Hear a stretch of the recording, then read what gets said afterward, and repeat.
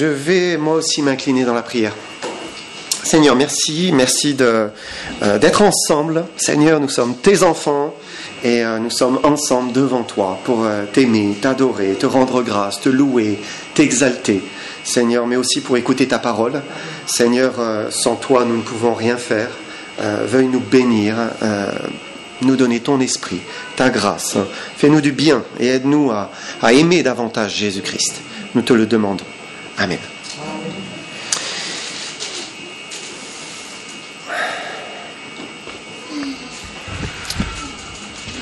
Alors aujourd'hui, j'aimerais vous parler de l'être intérieur. Alors ce matin, vous êtes levé, peut-être vous êtes descendu en bas, ou si vous êtes de plein pied, vous êtes allé dans la cuisine, et vous êtes peut-être fait un petit déjeuner pour vous réveiller, pour satisfaire cette faim qui commençait à se réveiller aussi. Vous êtes passé par la salle de bain. Je ne sais pas si vous êtes douche du matin ou douche du soir, peut-être une douche, peut-être juste le lavabo. Vous êtes réveillé, fini de vous réveiller au lavabo. Certains se sont rasés, coiffés. Peut-être les dames se sont un peu plus pomponnées le visage, habillées. Et vous êtes là avec nous ce matin. C'est important de se soigner, vous savez. C'est vraiment important parce que ça fait du bien au moral, voilà, on est content, tout va bien. C'est nécessaire aussi pour vivre en société, parce que c'est pas agréable, hein, dans une société, quelqu'un qui est sale, qui sent pas bon, voilà, c'est difficile pour ceux qui l'entourent, hein. Donc c'est nécessaire aussi pour vivre en société. Donc il faut prendre soin de soi. Mais Jésus nous parle aussi de l'être intérieur, hein, et il nous dit l'être intérieur est plus important. Et j'aimerais commencer avec un premier verset, c'est dans Matthieu, chapitre 23, et on va lire versets 25 à 26. Matthieu 23, versets 25 à 26. Nous lisons « Malheur à vous, scribes et pharisiens hypocrites, parce que vous nettoyez le dehors de la coupe et du plat, et qu'au-dedans, ils sont pleins de rapines et d'intempérance. Pharisiens aveugles, nettoie premièrement l'intérieur de la coupe et du plat, afin que l'extérieur aussi devienne net. » Et donc les pharisiens faisaient très attention à l'extérieur. J'imagine ils avaient une longue barbe, témoignage de leur grande sagesse. Hein. Et puis ils avaient bien sûr toute la robe qu'il faut avec les phylactères, témoignage de leur grande piété aussi. Mais ils oubliaient l'être intérieur. Et ils ne soignaient pas l'être intérieur. Et Jésus veut qu'on s'occupe premièrement de notre être intérieur, avant l'être extérieur. Et donc, c'est de cette relation personnelle avec le Seigneur dont j'aimerais vous parler ce matin. Quel est l'état de votre vie intérieure ? Quel est l'état de votre vie intérieure ? Notre vie avec Christ, elle a commencé le jour où il s'est passé quelque chose à l'intérieur, dans notre âme. C'est le jour où on a compris que Jésus-Christ était mort pour nous, ressuscité pour nous, qu'il avait tout fait pour nous. Et que, il suffisait de croire, de mettre sa confiance, de s'abandonner à Jésus-Christ qui nous sauve. Et ce n'était pas quelque chose d'extérieur, c'était quelque chose à l'intérieur. Ça s'est passé à l'extérieur, même si après, peut-être ça s'est manifesté par un baptême, hein, mais c'était quelque chose qui était intérieur. Nous avons décidé de croire dans mon âme, nous avons saisi cet évangile qui nous était offert gratuitement. Et on peut dire c'est là où la vie en Christ a commencé. C'était intérieur, c'était caché. Et il y a eu après des conséquences sur l'extérieur. Forcément, une fois qu'à l'intérieur, il y a eu cette rencontre, certains se sont coupés les cheveux, d'autres ont arrêté les substances qui ne leur faisaient pas du bien, illicites, hein. D'autres ont abandonné des excès inutiles. On s'est mis alors à faire des choses que nous n'aimions pas avant, et on a arrêté de faire des choses que nous aimions faire. Et on a perdu le goût, hein, ça a fait un changement à l'extérieur, parce que quand l'âme est touchée à l'intérieur, forcément, ça produit quelque chose à l'extérieur. Mais tout commence à l'intérieur. Nettoie premièrement l'intérieur de la coupe et du plat, afin que l'extérieur aussi devienne net. Donc Dieu veut qu'on soigne l'intérieur. Vous aviez ce verset qui était affiché tout à l'heure, Proverbe 4, verset 3, qui dit « Garde ton cœur plus que toute autre chose, car de lui viennent les sources de la vie. » Et donc les sources de la vie, elles viennent de l'intérieur premièrement, hein, de cette relation qu'on a avec le Seigneur. C'est dans notre cœur que tout commence, hein, et donc il faut soigner son âme, soigner sa relation avec le Seigneur, et puis après, eh bien, de là va découler tout le reste. Hein. Alors j'aimerais ajouter une petite expression à ce verset, hein, garde ton cœur, c'est le mot en lui. Garde ton cœur en lui plus que toute autre chose, car de lui viennent les sources de la vie. C'était pas encore dans l'Ancien Testament le en lui, hein, mais nous aujourd'hui on peut le dire. Oui, c'est garde ton cœur en lui.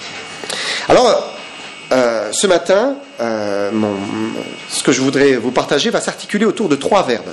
Puiser, voir, comprendre. Puiser, voir, comprendre. D'abord, il nous faut puiser chaque jour la force de vivre la vie qui vient du ciel. Il nous faut aller puiser cette force. Je vous rappelle un verset d'Éphésiens, vous allez vous souvenir de ce verset où il est dit, c'était une prière, il a prié pour les Éphésiens, qu'est-ce qu'il a prié ? Il a prié que Dieu leur donne d'être puissamment fortifiés par son esprit dans l'homme intérieur, en sorte que Christ habite dans leur cœur par la foi. Ça, c'est le plan. C'est le plan, être puissamment fortifié par l'esprit dans notre homme intérieur, en sorte que, eh bien, Jésus habite. Jésus vive, se manifeste dans nos vies par la foi. Et il y a un combat, il y a un vrai combat qui se joue, c'est une lutte, hein, c'est même douloureux, hein, souvent. Paul disait qu'il souffrait les douleurs de l'enfantement jusqu'à ce que Christ soit formé dans les chrétiens, hein, parce qu'il y a une souffrance, voilà, que Christ soit formé, que Christ règne vraiment dans le cœur des enfants de Dieu. Parce que la chair est en chacun, et bien sûr notre chair s'oppose aux choses de l'esprit. Le diable nous tend des pièges, il nous fait chuter, hein, il nous fait des croche-pieds. Et puis il y a ce monde qui est aussi corrompu, hein, qui voudrait prendre une place et faire sa place dans le sanctuaire de notre cœur, pour venir, eh bien, tout corrompre finalement. Les sources de la vie, elles sont en nous. Mais l'ennemi, il veut venir troubler ces sources, hein, il veut venir les salir, les souiller en nous poussant dans des mauvaises directions, en nous poussant à prendre des mauvaises décisions, en nous poussant vers le péché. Alors comment faire ? Comment être puissamment fortifié par son esprit dans l'être intérieur ? Paul priait pour les Éphésiens, on l'a lu, hein, mais qu'est-ce que doit faire le chrétien pour lui-même ? Comment faire ? Est-ce qu'il doit simplement attendre les prières des autres ? Je ne pense pas. J'aimerais qu'on prenne maintenant Matthieu 6, verset 6.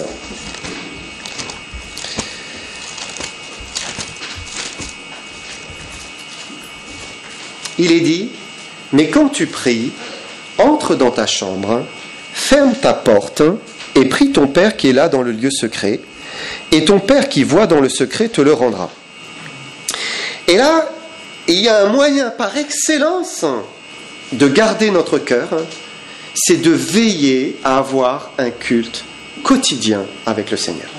Avoir un culte quotidien avec le Seigneur. C'est vraiment le moyen d'être fortifié par son esprit dans l'être intérieur. C'est préparer nos cœurs chaque jour devant le Seigneur. Et il faut une bonne disposition du cœur chaque matin, et on recommence, et encore, et encore, et encore, pour que nos journées après, et tout le long de la journée, soient bénies, soient dominées par l'Esprit de Dieu.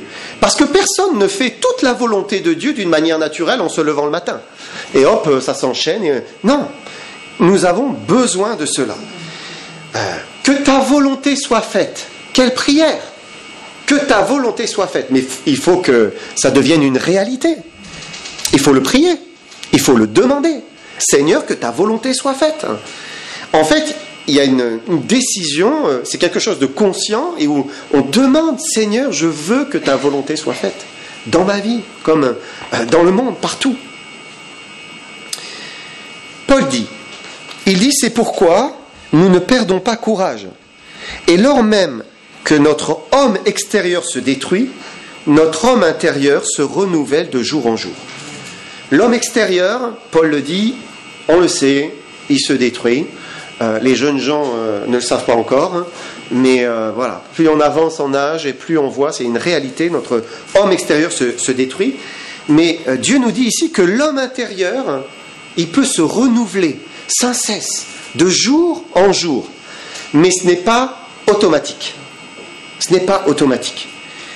Ce renouvellement, c'est quelque chose qui ne peut se réaliser que si on reste en contact avec les choses célestes, les choses du ciel. C'est un renouvellement qui est spirituel, un renouvellement qui est intérieur, où Dieu transforme notre cœur, mais ce n'est pas automatique. Et si le Seigneur, on l'a prié, on est reconnaissant, il se sert de moments comme cela où on est ensemble, où on va chanter des cantiques, où on va prier ensemble, on va écouter la parole de Dieu ensemble, on va partager ensemble. Il se sert de ces moments, hein, c'est indispensable. Ça contribue à fortifier notre esprit, voilà, dans l'être intérieur. Mais ça ne suffit pas. Ça ne suffit pas. Pourquoi ? Après un bon culte où on a entendu la parole de Dieu, on était exhorté, on repart à 100 à l'heure avec le Seigneur. Et puis le lendemain matin, lundi matin, ça retombe comme un soufflet. Pourquoi ? Ça ne devrait pas. Et ça peut ne pas être comme cela. Parce qu'il ne suffit pas d'être en contact avec Dieu. Voilà, on s'approche des frères et sœurs, on s'approche de notre Dieu, et après, on laisse la semaine comme ça. Non. Il faut continuer à aller vers le Seigneur, continuer à rechercher sa présence. Il faut qu'il y ait un contact qui soit quotidien, chaque jour. C'est régulier, c'est habituel et c'est même, je dirais, systématique. C'est systématique, ça fait partie de votre vie. Vous ne pouvez pas vous en passer. Vous levez le matin, vous avez besoin de ce contact avec le Seigneur. C'est là où il y a un renouvellement qui s'opère en nous. Et c'est là où on puise la force de vivre une vie céleste sur la terre. Il n'y a que là. Mais le problème, c'est que la chair, elle fait tout pour nous empêcher de vivre cela. La chair, elle lutte contre l'homme spirituel pour empêcher qu'il se développe, empêcher qu'il se renforce, qu'il s'affermisse et qu'il finisse par la dominer. Parce que c'est ça. Quand l'esprit vit en nous, quand c'est Christ qui règne, alors la chair est dominée. Le Christ a son pied sur elle et elle n'a plus la liberté d'agir. Comment ça se manifeste d'une manière pratique ? La chair, par toutes sortes d'excuses, pour ne pas prier, on n'a pas le temps, pour ne pas avoir un culte personnel, pour ne pas installer une habitude, pour ne pas lire sa Bible. Et on est faible dans la volonté. On est faible dans la volonté. L'esprit est bien disposé, mais la chair est faible. Si on ne prend pas des décisions pour dire « mais je vais avancer dans cette direction », c'est la chair qui dominera. On va entrer dans nos journées sans avoir eu une vraie relation avec le Seigneur, sans s'être consacré au Seigneur, sans avoir fait une vraie rencontre avec Dieu, sans avoir vu Dieu. Et ça m'amène à ce deuxième point, voir Dieu. Dieu nous a donné à tous la faculté de voir Dieu. On peut voir Dieu, non pas avec nos yeux physiques, mais avec notre esprit. On peut le voir. On chante plein de cantiques. Lève les yeux et contemple Jésus, etc. Ou bien encore, lève les yeux vers Christ. Enfin, je ne vais pas vous faire un solo. Ou bien, je lève les yeux vers les montagnes.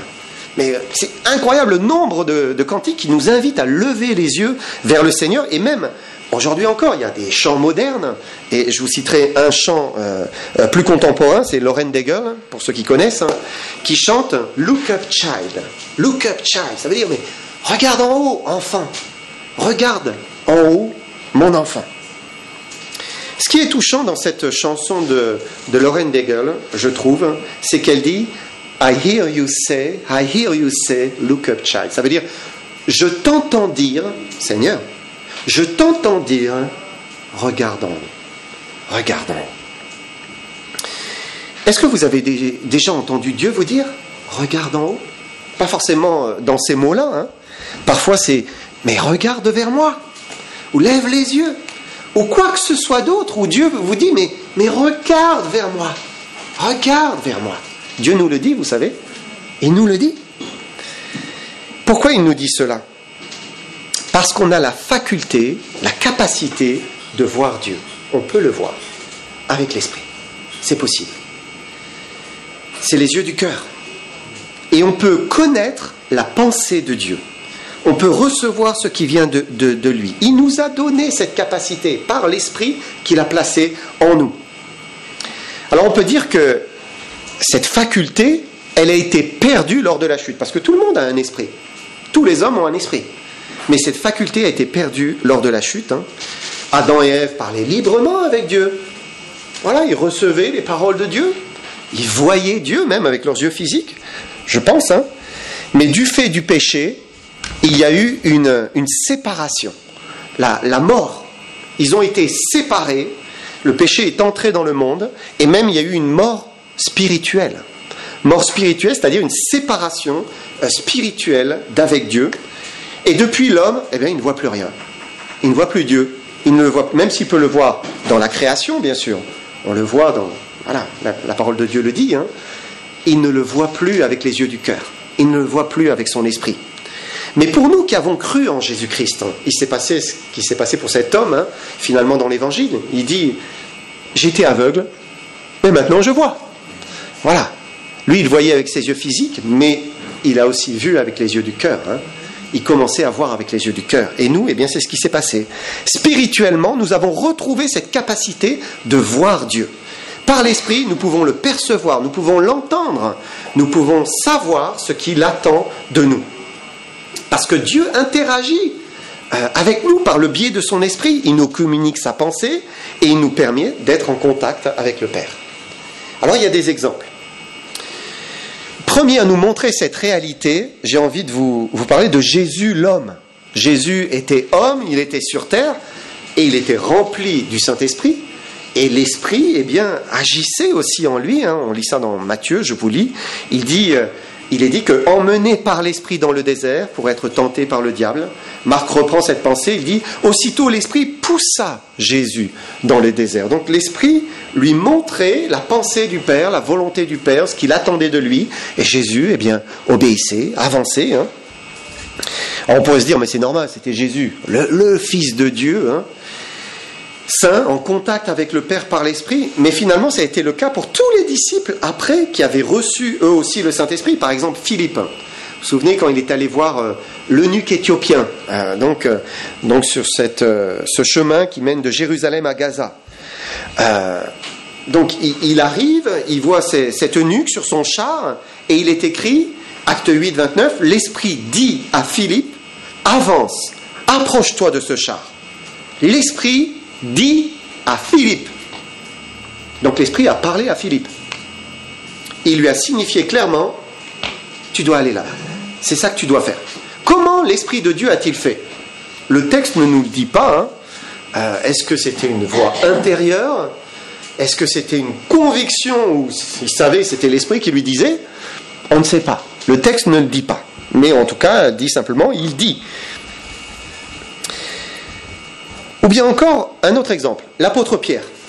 Il a cette vision de cette nappe avec ces animaux impurs, hein, où il dit tu manges, hein, Pierre, tu manges. Et alors qu'il est là, perplexe, il réfléchit à la vision, c'est là que l'Esprit lui dit, acte 10, versets 19 à 20, et comme Pierre était à réfléchir sur la vision, l'Esprit lui dit, voici 3 hommes te demandent, lève-toi, descends, et pars avec eux sans hésiter, car c'est moi qui les ai envoyés. Là encore, l'Esprit communique sa pensée, sa volonté. C'est très très clair pour Pierre. Il sait que l'Esprit lui demande, il sait que ces hommes, eh bien, il peut leur faire confiance. Là encore, est-ce que, eh bien, il a entendu une voix intérieure ? Le texte dit simplement, l'Esprit dit, il lui parle. Un autre exemple, l'apôtre Pierre nous montre encore cette vérité. il est en voyage pour annoncer l'évangile partout, donc dans tout le bassin méditerranéen, et on lit en Actes 16, versets 6 et 7, « Ayant été empêchés par le Saint-Esprit d'annoncer la parole dans l'Asie, ils traversèrent la Phrygie et le pays de Galatie. Arrivés près de la Mysie, ils se disposaient à entrer en Bithynie, mais l'Esprit de Jésus ne leur permit pas. » Donc l'Esprit de Jésus a dit « Non, non, pas par là, n'allez pas par là. » Alors, est-ce que c'était par les circonstances, hein? On ne sait pas. Parfois, vous savez, Dieu se sert des circonstances et on se dit, ah oui, c'est clair, Dieu ne veut pas que j'aille dans cette direction. Parfois, c'est les circonstances. Est-ce que c'était un mal-être? Vous savez, comme le Saint-Esprit, parfois, peut nous donner un mal-être. Hein? On n'est pas bien, pas bien. Là, il faut s'arrêter et dire, oh là, il y a un truc qui ne va pas, il y a une mauvaise direction. Je m'arrête. Seigneur, pardonne-moi. Seigneur, aide-moi à prendre la bonne décision. Hein? N'avancez pas. Si vous êtes mal, arrêtez-vous. Arrêtez-vous. Le Seigneur veut nous faire ressentir parfois des choses. Hein? Ou bien est-ce que c'était une voix? Là encore, on ne sait pas. Mais Dieu leur a fait connaître sa pensée, sa volonté. Et ils ont su. Ils savaient. Un autre passage pour l'apôtre Paul, c'est un petit peu plus loin dans les Actes. Acte 20, versets 22 et 23.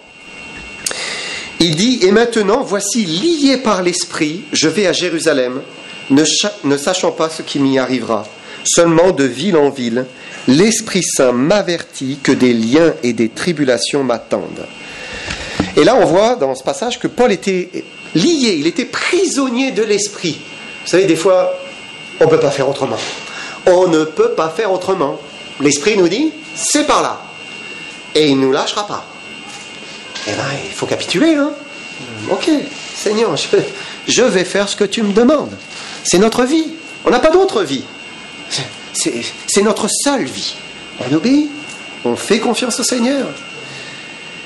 Et il savait ce que Dieu attendait de lui, et même l'Esprit le prévenait de ce qui allait arriver. Il était en train de le préparer. De préparer, je ne sais pas encore comment, le texte ne le dit pas. Donc tous ces exemples nous montrent que finalement on peut voir Dieu, on peut l'entendre, on peut connaître sa volonté avec précision, on peut entendre sa voix.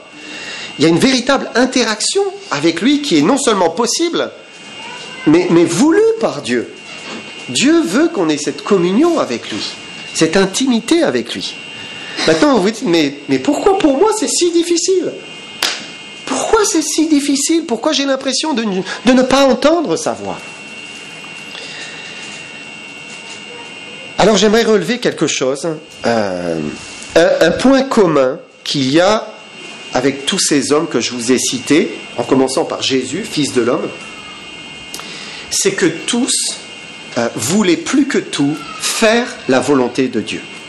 Ils voulaient faire la volonté du Père. Alors chaque jour, il cherchait, Seigneur, qu'est-ce que tu veux que je fasse? Chaque jour, il cherchait la conviction. Vous savez, tout ce qui n'est pas le fruit d'une conviction est péché. Seigneur, je veux être convaincu. Seigneur, s'il te plaît, montre-moi, montre-moi. Il levait les yeux chaque matin, s'efforçant de regarder par l'Esprit vers le Père pour saisir la pensée du Père. Il y avait une communion avec lui, par la prière, par la lecture des Écritures. Et ça m'amène à une troisième chose, troisième verbe, comprendre, comprendre la volonté du Père. Le point commun entre tous ces hommes, c'est que tous voulaient faire la volonté du Père. Ils étaient à la recherche de la volonté de Dieu. Et tous prenaient le temps qu'il fallait avec lui chaque jour pour essayer de discerner quelle était sa volonté. Ni Jésus, ni Philippe, ni Pierre, ni Paul oublier de puiser auprès du Seigneur la force de vivre la journée qu'ils avaient devant eux. Aucun. Même Jésus, il prenait le temps. Même avant de choisir les 12, il prie. Même lui. Alors combien plus nous?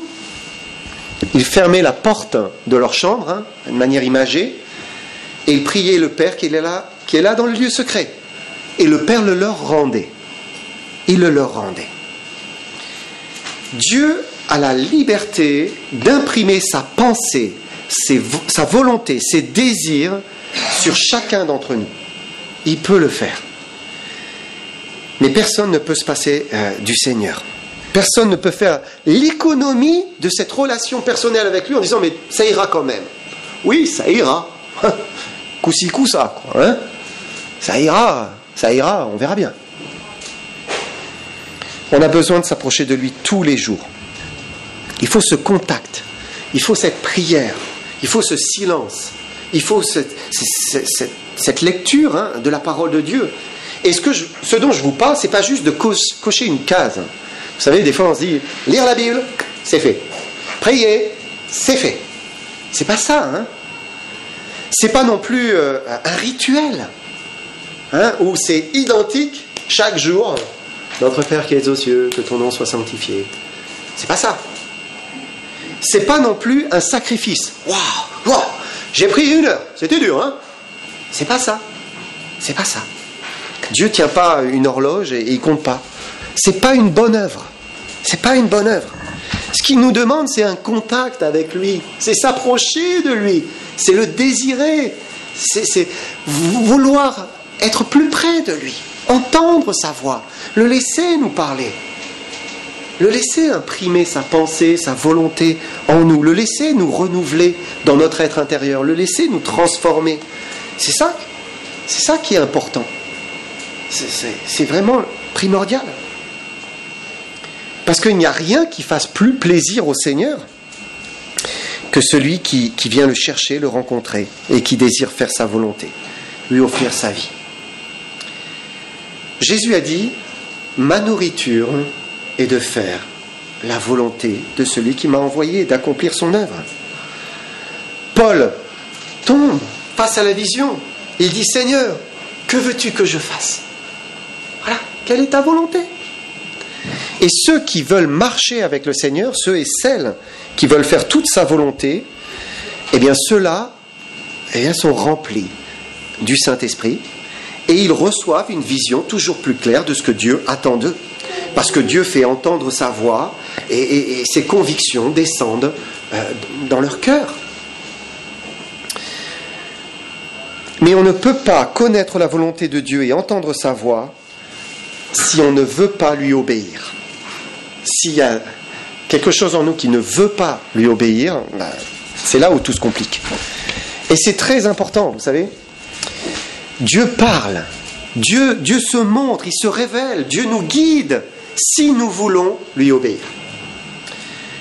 Un exemple frappant que j'ai trouvé aussi, enfin, qui m'est venu à la pensée, c'est dans l'Ancienne Alliance, hein, c'est finalement le roi David. On lit par exemple dans le livre des Actes, Acte 13, 22, il dit « J'ai trouvé David, fils d'Isaïe, homme selon mon cœur, qui accomplira toutes mes volontés. » Toutes mes volontés. Et dans la personne de David, Dieu s'était trouvé un homme selon son cœur, qui l'aimait vraiment, qui voulait faire sa volonté. Et c'est pas que Dieu a dit « Ah ben cet homme-là, je vais lui révéler toute ma volonté. » Non, c'est que cet homme-là avait envie de faire toute la volonté de Dieu. Alors Dieu lui révélait toute sa volonté. C'est ça. Et pour preuve, vous avez les psaumes. Un recueil de la vie de David, où vous le voyez sans cesse, s'épanchant devant le Seigneur, lui disant ses peines, ses douleurs, ses souffrances, ses luttes, ses combats, ses incompréhensions, mais aussi l'exaltant, le louant, l'adorant, l'élevant. C'est sa vie de prière, une partie de sa vie de prière, parce qu'il n'a bien sûr pas tout écrit, mais finalement c'est ça. Il avait une relation avec l'Éternel. L'Éternel lui parlait, l'Éternel lui montrait, l'Éternel faisait descendre des convictions dans son cœur. Pourquoi ? Parce que Dieu était son ami, c'était son confident, sa haute retraite, sa force, son rempart. Et il le dit. Il y avait une vraie volonté de le connaître et de l'aimer. Alors, chaque fois, et vous savez, il y a plein de versets où il dit David consulta l'Éternel. Réflexe. C'est je ne sais pas quelle direction prendre, je m'arrête.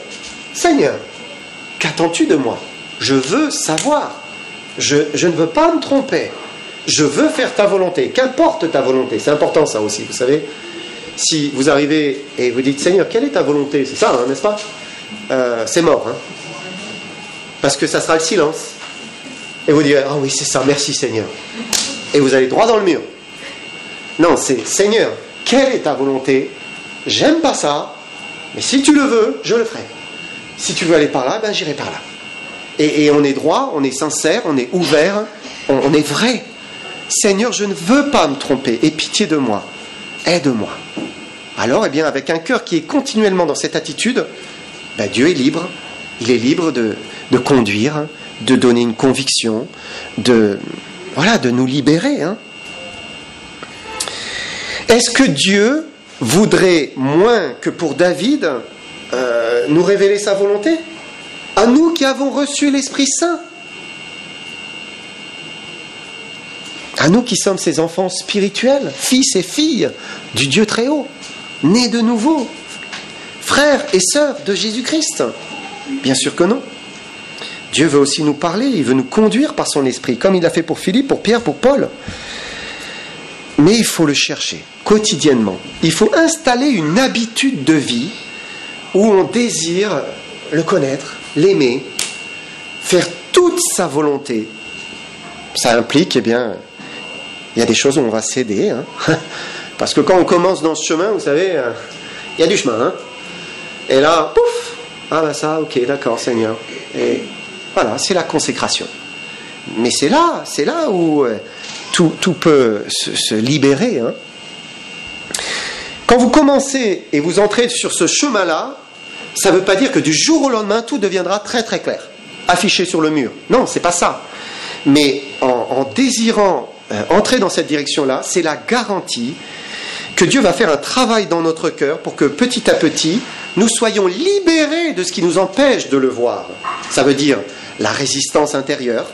Hein, il y a une résistance. Hein, notre mauvaise volonté, nos convoitises, nos péchés, tout ce qui nous empêche finalement de voir la pensée de Dieu. C'est la chair hein, qui a tendance à étouffer sa voix. Et finalement, eh bien, Dieu fait en sorte que tout devienne beaucoup plus clair, beaucoup plus limpide, beaucoup plus facile. Vous savez, quand on est perdu, on sait pas ce que Dieu veut faire. On est complètement perdu. C'est pas le Seigneur qui nous prive de le voir. C'est pas lui qui nous empêche et qui nous bouche les yeux, mais c'est nous-mêmes. C'est ce que nous sommes en fait. Hein. Dieu se montre, il veut se révéler, mais il y a souvent, nos propres pensées, nos péchés, nos convoitises, notre sagesse, hein, notre mauvaise volonté. Tout ça, c'est ça qui trouble et qui empêche de voir la pensée de Dieu. Alors il faut faire silence en son cœur, se consacrer, se reconsacrer au Seigneur et dire « Seigneur, je veux marcher avec toi, je veux faire toute ta volonté ». Il n'y a que comme cela que les nuages commencent à se dissiper, le soleil commence à sortir et sa voix se fait de nouveau entendre à notre cœur. Et là, on entendra « Look up, child ». Regarde en haut, mon enfant. Et là, on va regarder, voilà, on fait un effort, je ne sais même pas l'expliquer. C'est par l'esprit. Et là, ça devient clair. Les choses deviennent claires. On verra Dieu, on comprendra sa volonté.